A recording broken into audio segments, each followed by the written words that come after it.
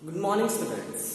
कल हम nationalism in Europe में जो फ्रांस रिवॉल्यूशन वाला टॉपिक था, जिसमें हमने ये देखा था कि न्यू आइडियाज़ कैसे इमर्ज हुए, कैसे वहाँ के लोगों ने संघर्ष किया और कैसे अपने लिए नेशनल मतलब एक डेमोक्रेटिक फॉर्म ऑफ गवर्नमेंट चाहते थे। बट लेकिन फिर उसके बाद में आए नेपोलियन बोनापार्ट और वो काफ़ी महत्वाकांक्षी थे बिकॉज उसका उनका कारण ये था कि वो पूरे यूरोप में ऑल ओवर द यूरोप में मोनार्की लाना चाह रहे थे, और या फिर यूँ समझ लीजिए फ्रांस की गवर्नमेंट लाना चाह रहे थे। तब हमने प्रीवियस लेक्चर में एक पोस्टर या फिर हम बोल सकते हैं कि इमेज पढ़ी थी, जिसमें कि नेपोलियन बोनापार्ट को एक पोस्टमैन की तरह दर्शाया गया था, जिसमें ये दिख रहा था कि उनके जो बैग है उसमें से लेटर्स ड्रॉप हो रहे थे, और लेटर्स जो ड्रॉप हो रहे थे उसका मतलब है कि वो लेटर्स उन टेरिटरीज को हाईलाइट कर रहे थे कि ये इन टेरिटरीज को हार के आए हैं। ओके, तो नेपोलियन बोनापार्ट जिस युद्ध में, इस बैटल में हारे थे, तो हमने कल वो मैं डिस्कस करना मतलब रह गया था हमारा, मतलब मैं भूल गया था आपको बताना, बैटल ऑफ वाटरलू। ऑल्दो हमने 9th में हमने इसके बारे में पढ़ा है, लेकिन फिर से हम रिमाइंड करते बैटल ऑफ वाटरलू जो था 1815 में हुआ।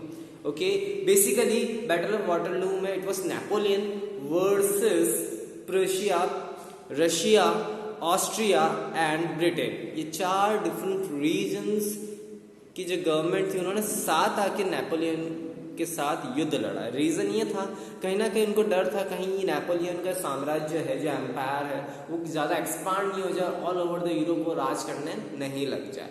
ओके, तो इसी कारण से इन 4 रीजन्स ने साथ मिलकर नेपोलियन से युद्ध किया। As a result since Napoleon जो था एक अपनी अलग सेना के साथ लड़ रहे थे और इधर 4 डिविजन्स की सेना थी, इस वजह से इनको हार का सामना करना पड़ा। एंड एज ए रिजल्ट काफ़ी सारे टेरिटरीज जो है नेपोलियन के अंडर से चली गई। फाइनली जो है बैटल ऑफ वाटरलू नेपोलियन पूरी तरीके से हार गए।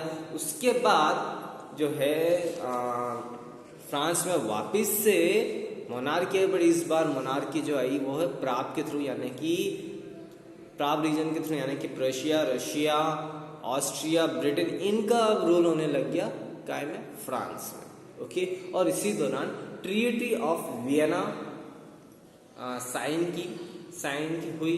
ट्रीटी ऑफ वियना यानी कि एक ऐसी ट्रीटी की जिसमें शांति की कि अब हम आगे युद्ध नहीं लड़ेंगे, अब हम कभी युद्ध नहीं लड़ेंगे आगे जाके।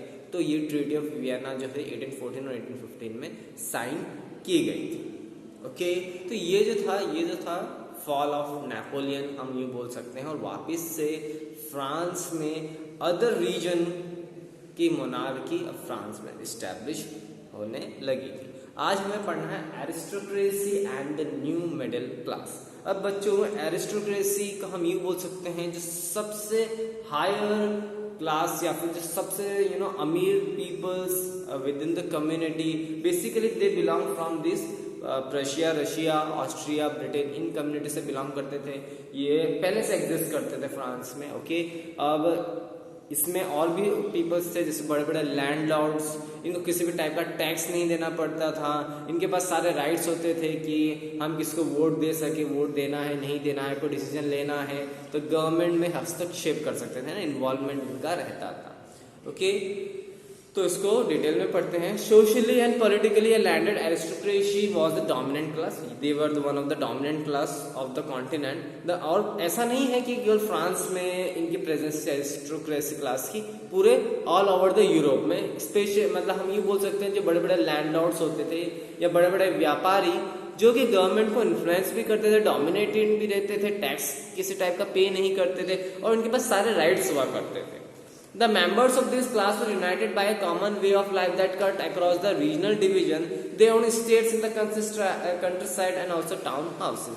अब ये मेंबर हालांकि एक ही कम्युनिटी से बिलोंग नहीं करते। मैंने बताया था Prussia, Russia, Austria, Britain regions के पीपल, बड़े बड़े लैंडलॉर्ड्स, इनके बीच में कोई समानता नहीं। समानता केवल एक चीज की थी कि ये बहुत बड़े बड़े जमींदार थे, लैंडलॉर्ड्स थे, और इनके बड़े बड़े मैंशंस यानी कि घर थे। ओके, टाउन एरियाज में, कंट्री साइड में, यानी कि गांव, जो कंट्री साइड जो वर्ड है यहाँ पे, यानी कि फॉरेन में जो विलेज एरिया को कंट्री साइड कहा जाता है।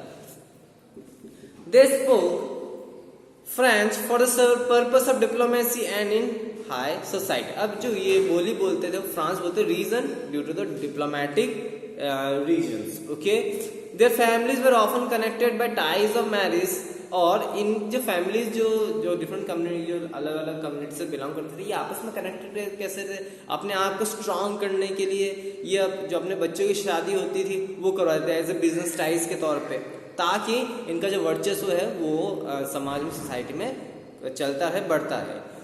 This powerful aristocracy was however numerically a small group. हालांकि मोस्ट डोमिनेटिंग कम्युनिटी बोल सकते हैं, मोस्ट डोमिनेटिंग पीपल्स रहा करते थे एरिस्टोक्रेसी पर, लेकिन इनकी जो नंबर्स थे यानी कि इनकी जो पॉपुलेशन थी बहुत ज़्यादा कम थी. The majority of the population was made up of peasantry, जो दूसरी क्लास है पीजेंट्री. अब पीजेंट्री में means they were the landless farmers. Okay, इनको टैक्स भी पे करना रहता था. इसके साथ साथ इनको किसी भी काइंड के राइट्स ही नहीं मिलते थे, ना अपनी गवर्नमेंट चुन सकते, बिकॉज सिंस फ्रांस में जब कॉन्स्टिट्यूशन फॉर्म हुआ था तब ये हुआ था कि केवल ऐसे पीपल वोट कर सकते हैं जो कि जिनके पास अपनी खुद की जमीन हो. ओके, तो या फिर एरिस्टोक्रेसी क्लास से बिलोंग करते हैं. ऑब्वियसली बात है, एरिस्टोक्रेसी क्लास से बिलोंग करेंगे तो उसका जमीन अपनी होगी, पर लेकिन पीजेंट्री क्लास जो कि सबसे ज्यादा, हम ये बोल सकते पॉपुलेशन वाइज सबसे ज्यादा हुआ करते थे, लेकिन उनके पास किसी टाइप के राइट्स नहीं थे, ना ही वे डोमिनेटिंग थे, ऊपर से टैक्स अलग पे करना रहता था. Okay, the majority of the population was made up of peasantry. To the west, the bulk of the land was farmed by tenants and small owners, while in the east and central Europe, the patterns of land holding was characterized by vast estates which were cultivated by serfs. अब ये जो population थी west of the bulk land में काम करती थी as a tenants. Tenants का मतलब ये होता है किराएदार के तौर पे. मीन्स बड़े बड़े जो लैंडलॉर्ड्स हैं उनसे किराए पर ले लिया गया है, लीज पर ले लिया गया है, साल भर के लिए, 2 साल के लिए, एक सीजन के लिए, और उस पर फार्मिंग कर रहे हैं और उससे वो अपनी अर्निंग कर रहे हैं. वाइल इन द ईस्टर्न और सेंट्रल यूरोप में pattern of land holding characterise थी, मतलब बड़े बड़े स्टेट्स में लैंड होल्ड करके रख दिया जाता था. मीन्स एक तरीके से यूं ही किराए पे देना, लीज पे देना, जिसमें उनके अपने शेयर्स होते थे कि 50% क्रॉपिंग शेयर्स ऐसे देंगे या वैसे देंगे, जो भी उनकी टाइज होती थी. In western and the parts of the central Europe, the growth of industrial production and trade meant the growth of towns and emergence of commercial classes whose existence was based on the production of market. अब western और central Europe में industrial growth ज्यादा होने लगी, तो यहाँ पर जो टाउन है वो इमर्ज होने लगे, क्योंकि इंडस्ट्रीज होगी, तो वहाँ पे कमर्शियल क्लासेस का एग्जिस्टेंस आना स्टार्ट हो गया on the basis of the production of the market. Industrialization began in England in the second half of the 18th century, but in France and parts of Germany states is occurred only during the 19th century. अब सबसे पहले हम सभी जानते हैं industrialisation कहाँ पे start हुआ, इंग्लैंड में, और second half of the 18th century, हम ये बोल सकते हैं 1750 के बाद. बट लेकिन फ्रांस में, जर्मन में, यहाँ पर इंडस्ट्रियलाइजेशन कब स्टार्ट हुआ, 19th सेंचुरी, यानी कि after 1800. Okay, in its way new social groups came into being. Okay, अब इसी दौरान एक न्यू सोशल ग्रुप आया, क्योंकि इससे पहले एरिस्टोक्रेसी थे और पीजेंट्री थे. अब एक नया क्लास आया जिसको कि हम बोलते हैं the new middle class. Basically they were doctors, engineers और teachers. So these were the industrialists, okay, businessmen, professionals, doctor, engineer, teachers, ये सब. In the central and the eastern Europe, these groups are smaller in number. Although इनकी population जो थी वो कम थी till the late 19th century, but it was among the most educated liberal middle classes. The idea of national unity following the abolition of aristocratic privilege gained popularity. तो ये जो नया middle class था ये काफी एजुकेटेड था, तो इनके पास ये आइडिया था नेशनलिज्म का, समानता का, सभी समान होने चाहिए, एरिस्टोक्रेसी को सारे हक क्यों होने चाहिए, पीजेंट्रीज को भी सारे हक मिलने चाहिए, इनको भी इक्वालिटी होनी चाहिए, इनके पास भी राइट्स होने चाहिए. ये सारे आइडियाज कौन लेके आए थे, the new middle class. Okay,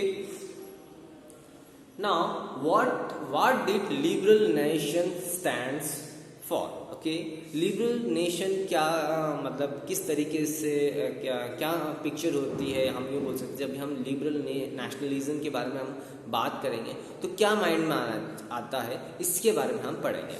Ideas of national unity in 18th and 19th century Europe were closely allied to the ideology of liberalism. The term liberalism derives from the Latin root liberal, meaning free. from the new middle class, liberalism stood for freedom for the individual and equality for before the law. अब जो new middle class जो group बन रहा था, तो इसने Europe में in the early 19th century इन्होंने लिबरलिज्म का आइडिया लेके आया. लिबरलिज्म जो है ये वर्ड है लैटिन रूट से, जिसका मतलब होता है free.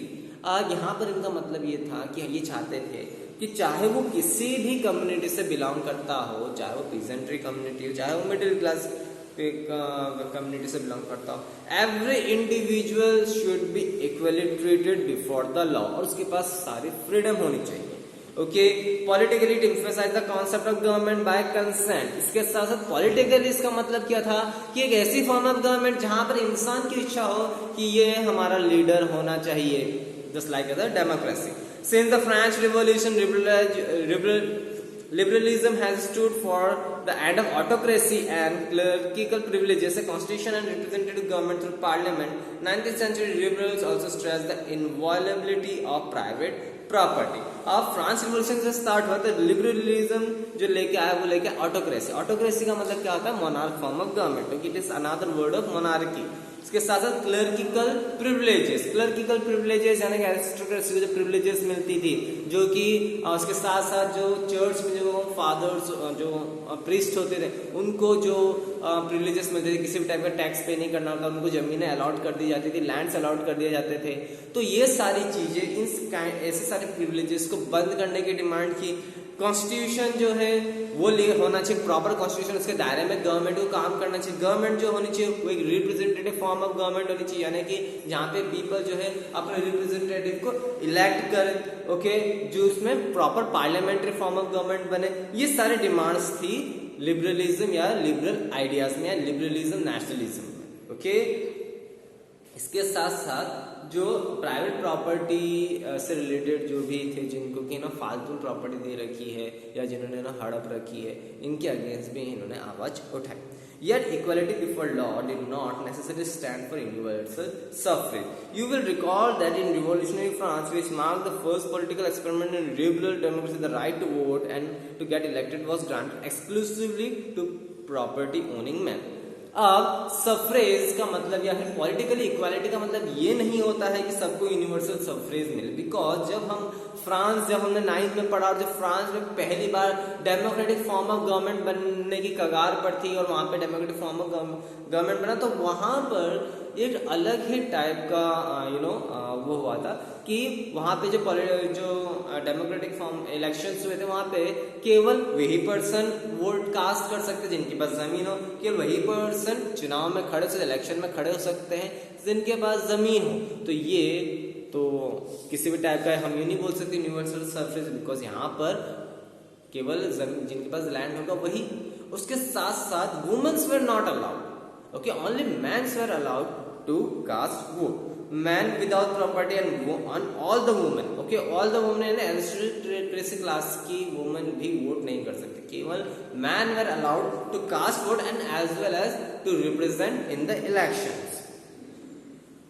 Only for a brief period under the Jacobins did all adults men enjoy suffrage. However, the Napoleonic Code went back to limited suffrage and reduced women to status of a minor subject to the authority of fathers and husbands. Throughout 19th and the earliest 20th century, women and non-profited men organized opposition movements demanding equal political rights. इसके साथ तो यही हुआ कि जो France में जो भले ही डेमोक्रेटिक फॉर्म ऑफ गवर्नमेंट के लिए वहाँ पे पहल की गई, तो और जो न्यू मिडिल क्लास था उन्होंने की यही डिमांड थी कि मैन ऑल मैन यानी कि सारे जो मैन हैं and womens also should get the right to vote. Okay, जो यूनिवर्सल सफरेज की बात कर रहे हैं ना कि वोट देने का हक ये सभी के पास होना चाहिए. तो ऐसी डिमांड्स उठने लगी कि दैट ऑल मैन, चाहे वो लैंडलेस मैन ही क्यों ना हो, चाहे वो एक वर्कर ही ना, उसको भी हक होना चाहिए वोट करने का. And as well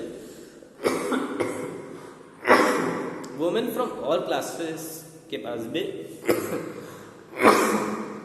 equal political rights होने चाहिए थे वोट करने के. In the economic sphere, liberalism stood for the freedom of markets and abolition of state-imposed restriction on the movements of goods and capital. अब economically हम liberalism को किस तरीके से देख सकते हैं? व्यापार करने में जो फ्रीडम देना, क्योंकि कई बार ऐसा होता था, क्या होता है कि जब हम रीजन्स में डिवाइड कर देते हैं तो क्या होता है, जैसे लाइक आजकल अभी जो हमारे पास यूनाइटेड नेशंस हैं, है ना, इंटरनेशनल बिजनेस अथॉरिटीज़ हैं, इंटरनेशनल वर्ल्ड बैंक है, तो ये सारी चीज़ें क्या है, इन सब चीज़ को रेगुलेट करती है, कौन देश कितना व्यापार करेगा, कैसे करेगा, कॉन्फ्लिक्ट्स नहीं हो, मैंडेटरी कर देते हैं कि इन देश से आपको व्यापार करना ही पड़ेगा। बट पहले ऐसा नहीं था, okay, because there were no proper form of government, monarchical form of government है, तो एक देश दूसरे देश से व्यापार करना चाहे नहीं करना चाहे वो उसकी मर्जी होती थी। तो इस टाइप की चीज़ें थी कि मार्केट्स में फ्रीडम ऑफ मार्केट्स, यानी कोई व्यक्ति जो है यहाँ नहीं तो कई दूसरे देश जाके सामान बेच सके, और जो रिस्ट्रिक्शंस थी मूवमेंट की कि गुड्स एंड कैपिटल यानी कि सामान की, कि एक देश से दूसरे देश तक सामान नहीं जा सकता, तो ये सारी रिस्ट्रिक्शन पूरी तरीके से हटनी चाहिए। During the 19th century, this was a strong demand of the emerging middle class. जो emerging middle class basically industrialist जो थे या फिर जो स्मॉल स्केल इंडस्ट्रियलिस्ट थे, उनकी डिमांड थी कि जो उनका जो गुड्स है वो फ्रीली एक जगह से दूसरे मार्केट में मूव हो सके, जो ट्रैवल रिस्ट्रिक्शंस है या फिर जो गुड्स को एक जगह से दूसरी जगह इम्पोर्ट एक्सपोर्ट करना जो रिस्ट्रिक्शन है वो उसको पूरी तरीके से हटा दिया जाए। ओके, आज के लिए इतना ही, थैंक यू।